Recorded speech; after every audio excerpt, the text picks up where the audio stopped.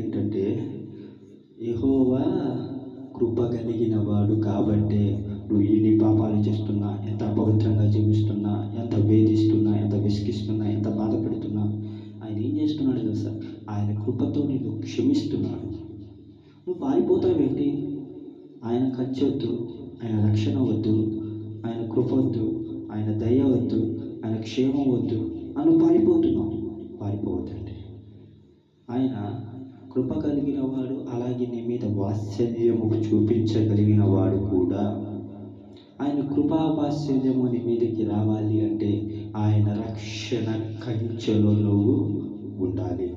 ఆయన రక్షణ కంచెలో ఎప్పుడైతే నువ్వు ఉంటావో ఆయన మహాకృప బాహుల్యం అనేది నీ మీదకి వస్తుంది, నీ కుటుంబంలోకి వస్తుంది. అర్థం చేసుకోండి. ఆయన కృపా వాత్సల్యము నీ మీదకి రావాలా, కృప రావాలా, ఆయన దయ రావాలా, క్షమాగుణం రావాలా, ఆయన యొక్క వాత్సల్యం రావాలా, ఇది విను. ఆయన రక్షణ కంచెలో నువ్వు ఉండు.